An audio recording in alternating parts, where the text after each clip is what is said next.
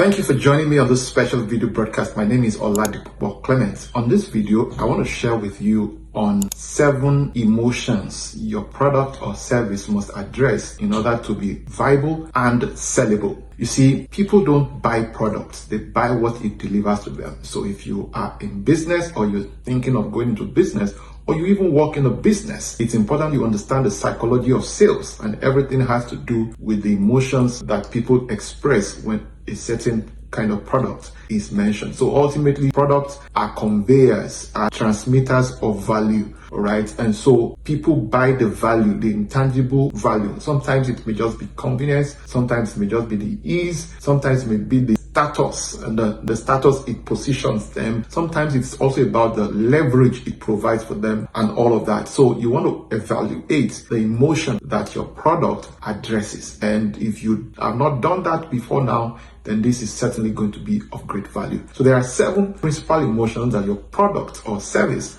must address in order to be viable and sellable. So let's take them one after the other. Number 1 is the emotion of fear. So your product or service must address the emotion of fear. What are people afraid of? What are your ideal customer, ideal market? What are they afraid of? It may be a fear of loss, or fear of taking a particular risk, or fear of being defrauded, or fear of making a repeated mistake. Sometimes this mistake may not even be a mistake they've made before. It may be a mistake that somebody has made before. And so your product and the communication must address those fears. Number 2 emotion is pain, right? So as human beings, we are either running away from something or running towards something. So more often than not, the reason people buy a product is because they are trying to run away from a particular pain and then run towards a degree of pleasure. So if the communication that is promoting your product is not addressing the pain they are running away from and the pleasure they will derive from buying your product, then you will not have been successful in selling your product and making it even more viable. So that's very, very important. So what pain does your product solve for your ideal customer? This is very important. You must be able to answer that question. Number 3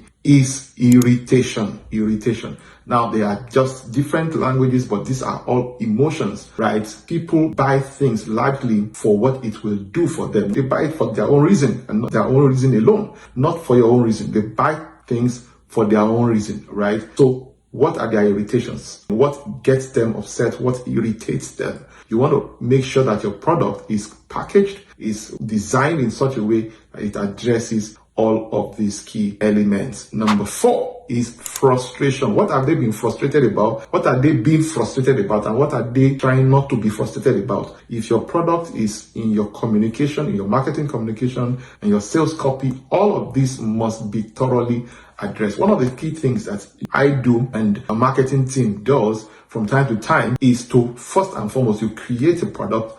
You also investigate what is the ideal buyer persona. And then even with AI, you can almost, generate the irritations and these 7 emotions. You can extract what they are afraid about. You can extract their pains. You can extract, their frustrations. You can generate reports and research material, on what they've done before. So this is critical. This is very, very, very important. So number 5 is their aspirations. Their aspirations. So what are their aspirations? Their aspirations speaks to what they want to accomplish, what they want to achieve. Like I said earlier, people run away from pain and they run toward pleasure. They either run away from something or running towards something. We often run away from pain but run toward pleasure. So their aspirations are often their pleasure. And it's an emotion, and you need to tap into the narrative that is already playing in the minds of your prospect of the market. This is so important. It's one of the smartest ways by which you can remain relevant in business. This is so critical. Number 6 is their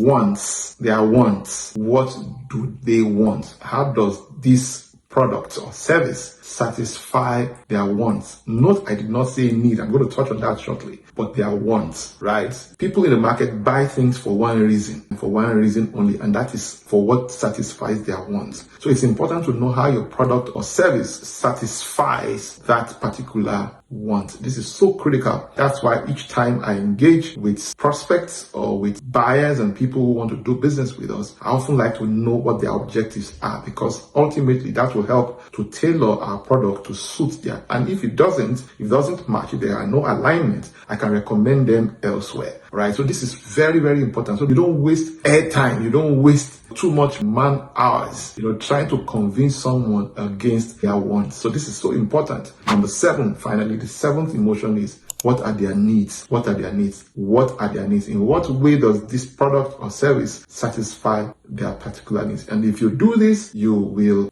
be in business. And not only will you be viable, you will constantly have products that are sellable and that continues to scale. I'll see you in the next video. Bye for now.